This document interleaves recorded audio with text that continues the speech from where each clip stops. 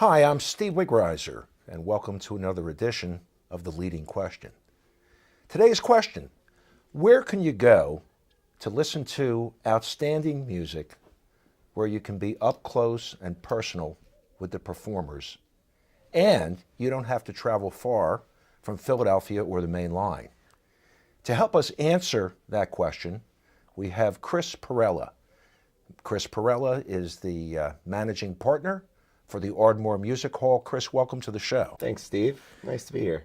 Glad to have you. So why don't we answer the question first? Where can one go to hear a wide variety of music Sure. in an outstanding acoustic environment close to Philadelphia and the main line? There's a few things that come to mind, but I would say maybe the best example of it would be the Ardmore Music Hall. Okay. Had a feeling you would say that. Yeah, Ardmore's a 600 cap rock club on Lancaster Ave, right in Ardmore, a couple miles outside Center City. The room's been a venue for a long time, which I'm sure we'll talk about a little bit, but has been at the 23 East location in a couple different incarnations for 35 years at this point. And my partner and I got involved there about 3.5 years ago, and so we're running everything from the operation side and the venue day to day to the booking, the marketing, and everything in between. Terrific. Well, we're going to come back to some of that, but let's talk about you for a moment. Sure. I understand you're a local guy. I am from Delaware, Okay. so that's pretty local. Quasi-local, You might call it a suburb of Philly, Yeah. Although there's a lot of pride from people who are from Delaware. I'm not going to make that statement. Fair enough. So I grew up in Delaware, kind of in between Wilmington and Newark, but I went to St. Joe's University, so have been in Philly for about 13 years. What did you study at St. Joe's? I was an English major, so whatever that means, right? Communication skills and writing skills and sort of general liberal arts background, which has somehow led me to running a business. Somehow. But there's a lot of experiences along the way that contribute to the kind of thing I'm doing now, because there's a lot of problem solving, there's a lot of critical thinking, and I think that I gained some of those skills from going to school. Okay. Some of it's instinct, etc. But yeah, studied English and a minor in Spanish, and here we are. Well, it sounds like you didn't start out in your college career determined to own a rock club. So how did you get started in the music business? That's a fair assessment. Yeah. It was sort of a right place, right time situation as far as the path that led me to Ardmore. But I would say the start would have been working with my good buddy's band in high school going into college, band called Long Walk Home. Delaware guys, never did a whole lot outside of the kind of tri-state area, but it was a couple of my best friends and talented group, and I got involved in terms of just helping manage them, helping put some gigs and shows together in different venues around the area, and that kind of got my feet wet in terms of just understanding what the relationship is between venues and artists and how the economics of it work, and just enhancing my knowledge of the music scene in general. Ever open for the Delaware Destroyers or our friend George Thurgood? No, but certainly played the Stone Balloon and all of the classic Delaware venues that George played, Bottle and Cork, and places in Dewey Beach. So lots of Delaware roots And lots of fun. Yeah, and house parties and events that we would put together, kind of surrounding the band, I think became part of the breeding ground for the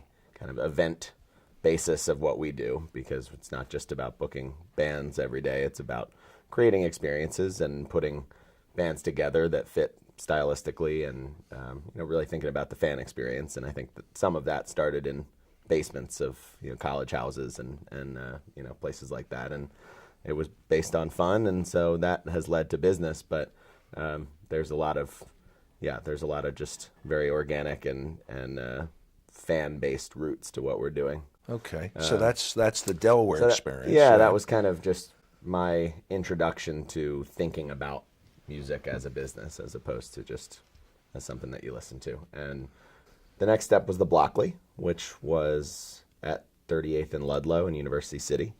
700 capacity, sort of a wanted to be an everyman's concept, a college high volume bar, a live music venue, an NFL Sunday ticket location, a place that you can have lunch and dinner. And it just didn't really work out that way, which I guess I'll talk more about in a minute. But that was the place that my manager had friends who were opening up, and so I went and interviewed and didn't hear back for a while, and then got a call a couple months later that the guy they had hired to do the booking there didn't work out for whatever reason, and did I want to get involved with booking the club. And now at this point, you really had no experience doing booking, did you? No, none whatsoever. But you took the job anyway. Well, I said I'd be happy to get involved, and the the framework at the beginning was booking local bands on Tuesday and Wednesday nights, and I thought that's something I can figure out. I've got enough of an experience with how that works and what venues have done wrong in my experience, and just some of the cues that I picked up from working with the band that I thought, okay, this will be a fun experiment and low pressure. They're not the biggest nights of the week. We'll see how it goes. But it became pretty quickly apparent that there was no real leadership in place. There was no real direction, or at least the direction that had been chosen wasn't working. And so there was a void across the board in terms of bringing in good business there and good programming. And so as I started to get my legs under me a little bit on the booking process, I thought, maybe I'll try to convince these guys to do a little bit more, do a band that I know on a Friday night, or put an event in on a Saturday night. And I found very little resistance on that front because I don't think anybody had any better ideas. So in spite of the fact that I didn't know what I was doing, nobody else did either. And so there was an opportunity for me to run with some of my ideas, and some of them worked better than others, but it turned into a path that made sense for the club. And so pretty quickly, myself and some friends of mine, including a couple of the guys that had been in the band that I had managed previously, were kind of running the show and steering an otherwise rudderless ship. So it was an interesting journey along the way, but within a year or two, we had a pretty well-oiled machine going in terms of bringing in national talent and really creating an identity for the place that had been missing when we got involved. So when you started, I assume that the lowest hanging fruit would be the rock and roll cover bands, and I assume that played some part in your Tuesday and Wednesday bookings, but it also sounds like that might have evolved from there. Tell us about that. Well, there were some certainly tributes and cover bands that were in the mix, because those are approachable concepts for people who, especially kids at Drexel and Penn, who may not be particularly interested in live music, but that anybody can go out to a bar and enjoy songs that they're familiar with. And so there was some of that in the mix, but the biggest opportunity seemed to be original bands in some genres and some categories that myself and some of my friends who were working with me were familiar and weren't seeing a whole lot of in Philadelphia. And I'm not entirely sure what the reason for that is, but anything from jam bands and sort of Grateful Dead heritage acts to brass bands and funk bands coming out of New Orleans, which is one of my favorite places on earth. And I think you've mentioned that you feel the same way. One of mine as well. How could you not? I don't know. And so, there was a niche that seemed to be available. And as we started making more and more contact with some of these artists and developing relationships with their reps, it became apparent that there wasn't really a home base for a lot of these guys and gals in Philly. So we decided to try to be that, and that really became quickly the I'd say the driving force behind what we were doing at the Blockley.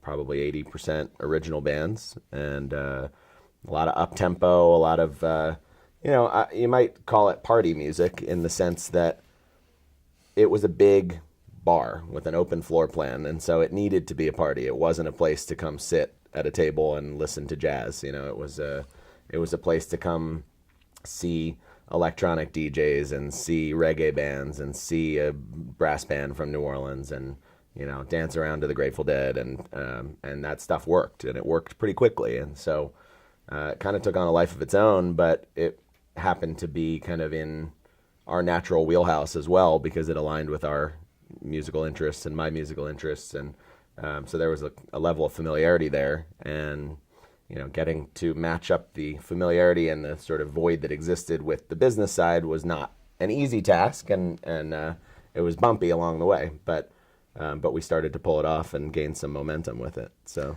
And how long did that last? In total, it lasted about 4.5 years. It's a long run. But I think, really the core of it was about a 3-year window, 2011, 12, 13, I would say, when, we really started getting some serious tours in, a lot of events that were putting 500, 600, 700 people in the building, and bringing in shows that were serious shows that would have otherwise been at the TLA and World Cafe Live and some of the competitors in that sort of club size in the area. And at that point, it became this monster that we couldn't stop. We just had to keep kind of running with it and learning as we went and kind of catching up with ourselves when we would go after something on the booking level and get it almost unexpectedly, and then have to figure out how the heck to pull it off, because we were in over our heads to a large extent, and we were putting guaranteed money out to bands that we didn't necessarily know how to do the best job of marketing or do the best job of running a staff and everything else that came with it, but we kept pulling it off one night after another, and so it was a pretty successful run for a while there. And I think there was an underlying feeling that it was doomed to fail because some of the struggles and the subsequent debt that accrued and the things that kind of led to an environment where I was 24 with no experience and put in a position to take over this whole operation ultimately led to the downfall. But we had a good run in the meantime, and were able to really create something out of nothing. And there was a lot of goodwill fostered there. There were a lot of regulars and a lot of people that felt like it was a home away from home, and that got to know our staff and myself very well.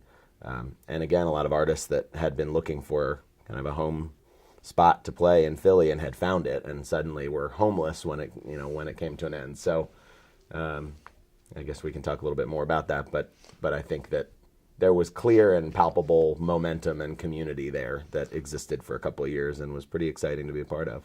Right. What were the major takeaways, the good and the bad, from that experience that helped you in your next venture, which we're going to talk about in a minute? Right. Boy, there's probably an endless list if I sat and thought about it. And I'm lucky and grateful that I got to experience a lot of those highs and lows in someone else's building with someone else's financials behind it, because it was tough.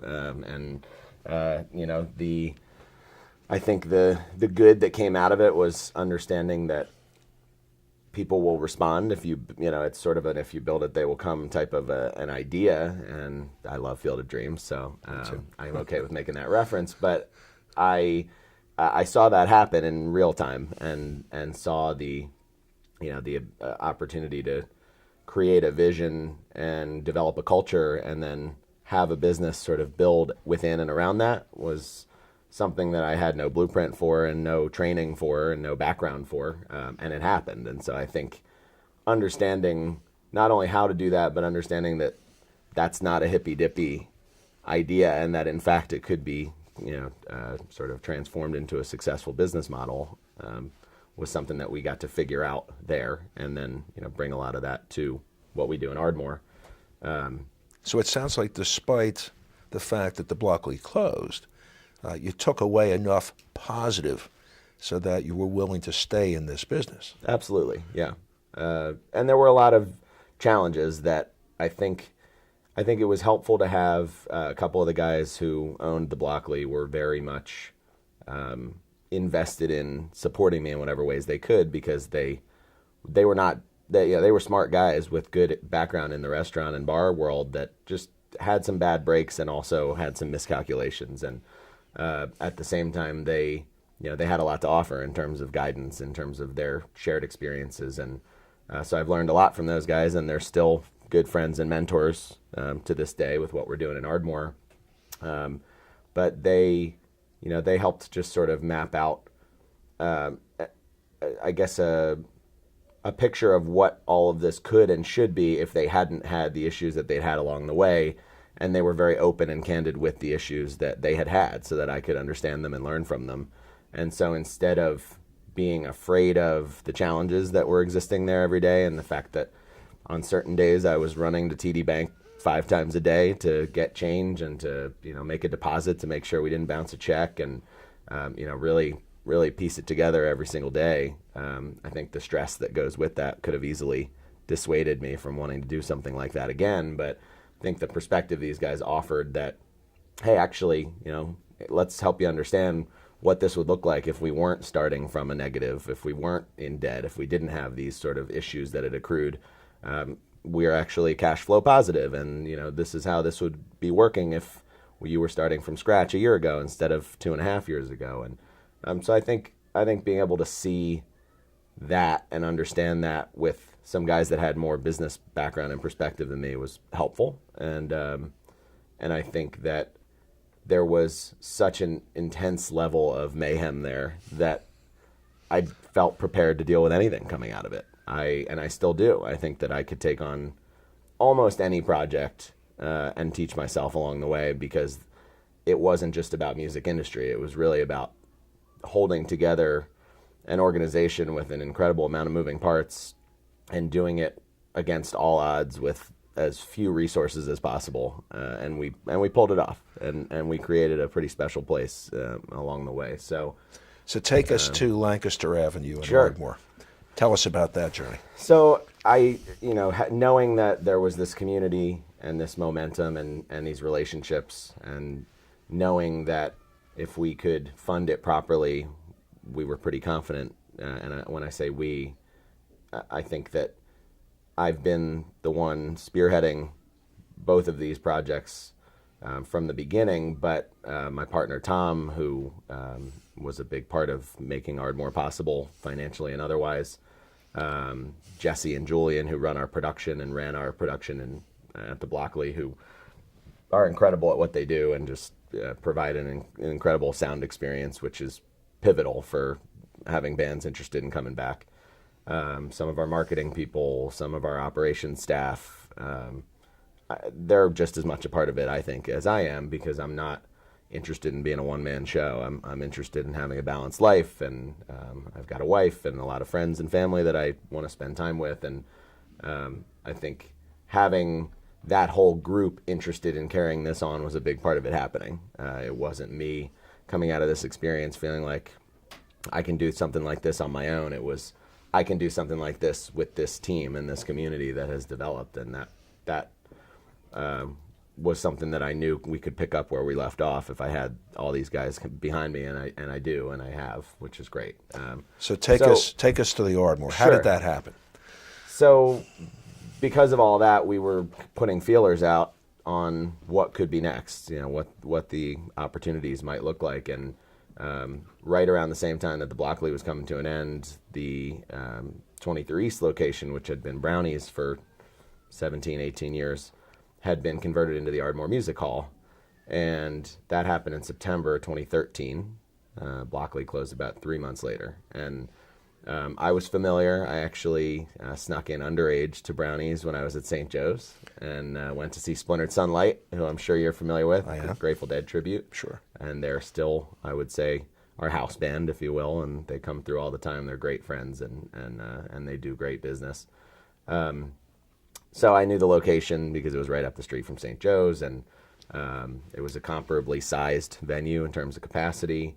And in terms of the feel of the room as well. In fact, the dimensions of the bar there are identical to the dimensions of the bar at the Blockley, because the same guy built the two bars. At one point, they were the 23's Cabaret and the Chestnut Cabaret, and then subsequently they were both Brownies at the same time. So there's a lot of shared history, coincidentally, between the rooms. And so as soon as we sort of got the sense that this room was, it had gotten a nice facelift, and there was some interest in the guys who owned it in getting out of the business, it just seemed like a perfect match at the right time. And we started talking to Joe Rufo, who owned the business for years as Brownies. And within a pretty short amount of time, we had figured out that this was the next step, and that my partner Tom and I felt we could make it work from a deal standpoint, and that we could really install a lot of what we had been doing pretty seamlessly at this new location. And I think the fact that a lot of the work had been done for us was a huge selling point, because Brownies needed a facelift pretty badly, and Joe gave it a nice one. And we've certainly augmented that quite a bit since we've gotten involved, but it had been turned into a comfortable, professional space to see a concert, and a space where an adult crowd could feel comfortable, and it didn't have to be a strictly 21 to 30 audience. It was a space that would accommodate all ages, all demographics, and so we struck a deal, and we bought the club about 6 months later, and took it over in October of 2014. So. And you've been in business ever since. Been in business since. So, what was your vision for Ardmore Music Hall once you started? Right. And to what extent has that stayed the same or changed over the years? It's a good question. That's why I asked it. I think the vision was simple in a lot of ways. It was, we need to keep going what we had going in University City. And so we wanted to do that while learning from the mistakes that we had seen along the way there. And so we put an emphasis on some of the things that had been challenging in the other location, among them shying away from anything that would attract an underage crowd, which had been an issue at Brownies as well. And so, our new location had a checkered history on that front, same as the old location. That was something we were very, conscious of and wanted to steer away from. We knew that a lot of the music we were doing would translate well, but that we were now in a place that was catering more to a 30 to 60 demographic and less to a people in their 20s demographic. And so I think we took a lot of the elements musically and on the booking side that we had done well, again, Americana, roots, jam, funk, brass, but we took reggae some of the too, other, right? And some reggae, yeah. Definitely some reggae. We've had some incredible reggae, Toots and the Maytals and the Wailers and Barrington Levy. But we augmented that with some, sort of adult contemporary, classic rock. It's been great to host a lot of bands that kind of grew up in these rooms in the 80s in Philly when the rock scene was thriving, and the Hooters and Tommy Conwell and the Young Rumblers and Baru Review, and a lot of these guys that kind of grew up in the 23s Cabaret and now do their annual reunion shows there, and the crowds that come in are reminiscing about all the time they spent there 30 years ago. And this guy met his wife there and got married at after meeting at a show at the Cabaret. And so we've been able to supplement a lot of the genres that we had started developing and add to them with again, blues, jazz, stuff that made a little bit more sense for Ardmore in terms of the location. And we wanted to create a place that was approachable in terms of some consistency to the programming, reasonable pricing, continuity and familiarity on the staff. And I think we've developed a lot of regulars as a result. And we had done the same thing at the Blockley, and I think that's one of the characteristics that probably sets us apart from a lot of other comparable venues. Is you don't have people going to most of our competitors just to see what's going on a Friday or Saturday night. You got people going to see shows with artists that they know and that they're fans of. Obviously, we have that too, but I think we've also got a really significant group of people who feel some kinship or some ownership, if you will, of the music hall and the fact that it's their community place, and it's at the third place, which is a concept that I've read a lot about, that people have home and they have work. And in the 30s, 40s, 50s, there was much more emphasis on meeting places, coffee shops, libraries, places for people to gather, and that as the sort of suburban movement happened, that became more and more rare, and that a lot of people are missing that. And I think we were and are able to be that for a lot of people, which I think lends itself to having a lot of regular customers, which is great from a business standpoint. but it also, it lends itself to, to just a venue that takes on a life of its own, and that, we're not scratching and clawing for every ticket sale, because we've got a lot of people who want to support what we're doing and who appreciate that we exist and that we take an active interest in the fan experience. And so, I guess long story long, that was kind of the vision that we had, and it has stayed pretty true from the minute we got started. Right. So for those who have not been there, so you're on Lancaster Avenue in Ardmore. Right. There is a rather large parking lot behind you. Yep. And there's also parking across the street. But take us into the Ardmore Music Hall. Sure.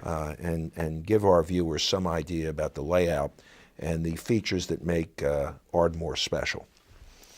I think the most special part about it is how intimate it is for the kind of shows that we host. There is one big open high ceiling room, and when you walk in, there's a large bar on the left-hand side. There's a seated area to the right, and then there's a dance floor in front of a low and compact stage.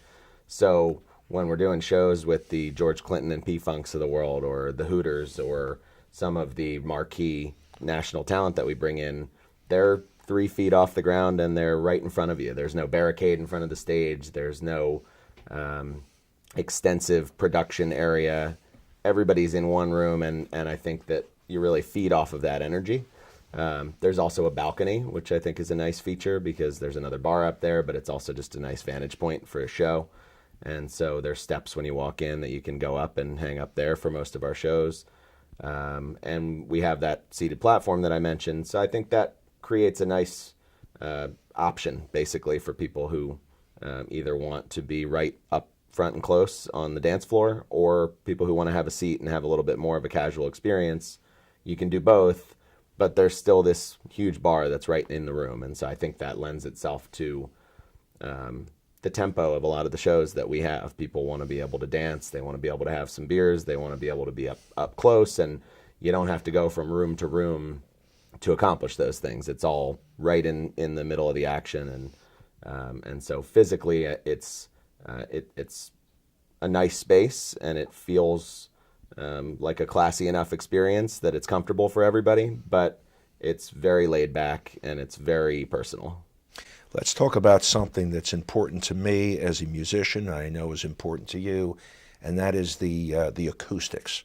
How would you describe the acoustics in the Ardmore Music Hall, and how has that worked to your benefit over the years? I think the acoustics are as good as they are at any room in Philadelphia or in the surrounding area, and I think that's a tremendous benefit to everything that we do. For yourself and a lot of the people that come regularly, I think they understand the experience they're going to get is top notch in terms of what you hear in the room, attention paid to the volume, to the crispness of the vocals, all the things that you can miss in a rock club where things can get muddy and loud. And I think that it's mostly a testament to our production guys, who are the best in the business and are easy to work with, and who really listen and pay attention to what the artist is looking for, and make sure that that comes across to the fans in the room. And I think the feedback we get from the artist end of things is that it's the best sounding stage in the city. So when you're looking to develop continuity and there's 3 or 4 other promoters or venues that are going after the same artists, it goes a long way for them to know that they're in good hands on the production side, because they're artists and you're sharing your art and you want it to come across in the best way possible. And you lose a lot of that, whether you can't hear yourself well on stage or whether you're hearing from your fans that they can't hear you very well. That is an instant disqualifier for a lot of venues. And on the flip side for us, I think it's one of our biggest selling points and one of the things that keeps people coming back for 4, 5, 6 shows. They know that they're going to have a great experience on that level. And I think we've become a musician's venue where we see an incredible amount of Philly musicians coming to see the talent that we book, in part because the sound is on point. And on a national level, do you think that the artists, the performers, know the Ardmore Music Hall at this point? I would say very much so, at least within the genres that we focus on. And I know when I've been down again in New Orleans, I go down for Jazz Fest as often as I possibly can. And if you talk to anybody in New Orleans who plays music, they know all about Ardmore Music Hall, and they know that Kermit Ruffins and Rebirth Brass Band and some of the Nevilles and all of the sort of New Orleans royalty, that's the room that they play when they come to town or when they're doing shows in New York and they need a Philly play. And I think the same is true of a lot of the bands that play the festival circuit regularly. And so, again, that's extensions of the jam band community and bands, artists that have been inspired by the Grateful Dead, by Phish. And so that can be more rootsy and Americana, and it can be more soulful and funky and experimental. I think the vast majority of artists who are within our size range for venues and live within that kind of context know all about the music hall and consider it to be one of the better clubs in the country, which is a tremendous honor for us, obviously. Sure. How many sellouts have you had? We celebrated 50 since we've been there in November, and we had another 5 or 6, so I think we're on 56. If you close your eyes and think about where the Ardmore Music Hall will be in 5 years, what do you see? Should I close my eyes? You're welcome to. I see a place that continues to reach beyond what the average fan or the average person in the industry might expect us to be able to do. And I think we've done a lot of that over the last 12 months, more so than we had previously, where you started to see artists who may be able to sell 800 or 1,000 tickets choosing to do 2 nights in Ardmore instead. And they sort of set up shop. There's an ease that comes with that, because by the second night, there's no sound check, there's no equipment loading, you're not running from city to city. You can really settle into a comfortable groove there. And for a lot of the artists that we host who are not primarily rock bands playing a very defined 90-minute set, but bands that are improvisational by nature, bands that play jazz fusion, anything in that sort of ballpark, tend to be artists that like to open it up a little bit, play something different from night to night. And it lends itself to a room with the kind of layout and energy that ours has. And so I see more and more of that over the next few years, where we start to land some big fish that may have typically played larger rooms and continue to hear from Chris Robinson Brotherhood and Soul Live and Rebirth Brass Band and some of these bands that have done multi-night runs that, hey, you know what, that was a really special and different experience for us. And we were much closer to the fans than we would be at some of these 1,000 and 1,200 cap venues. And so I think that will keep picking up steam, and that will keep surprising ourselves in what we're able to accomplish given the limitations of our physical space. As you look ahead to 2018, what are the acts that you're excited about bringing in? Is there any act that you're almost certain will be here? Anything you can share with us about the coming year? Yeah, I think there's a couple things I could probably safely leak here, so hopefully that doesn't come back to bite me. But an exclusive here on The Leading Question, yes, right? Absolutely, just for you. Thank you.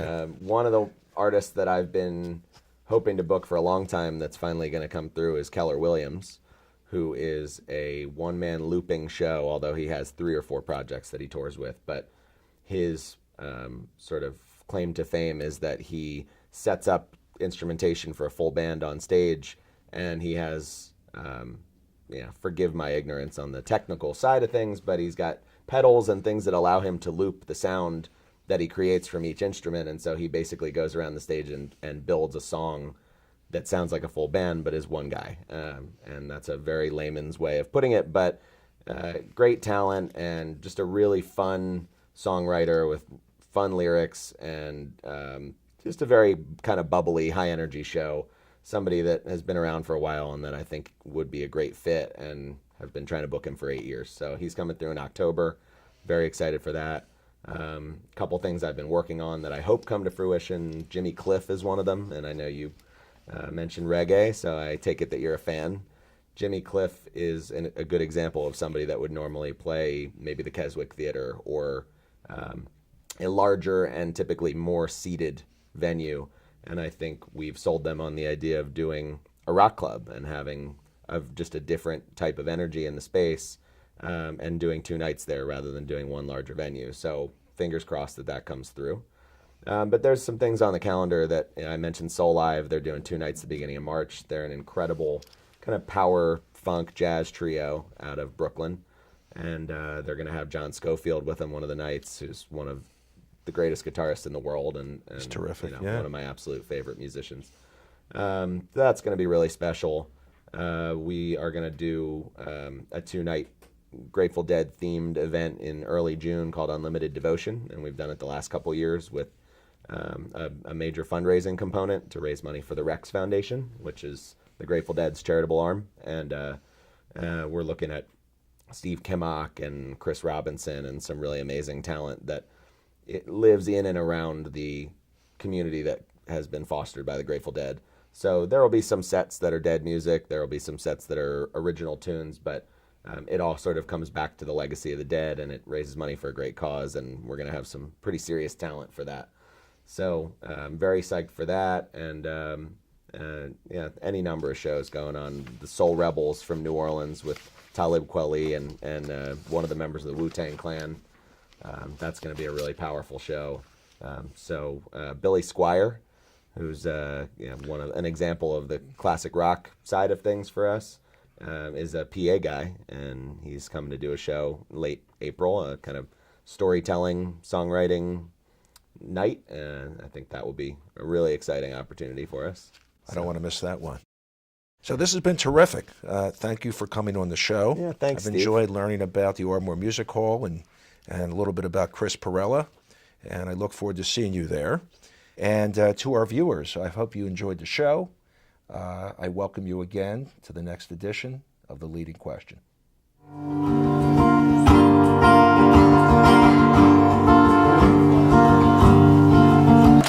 Thank you.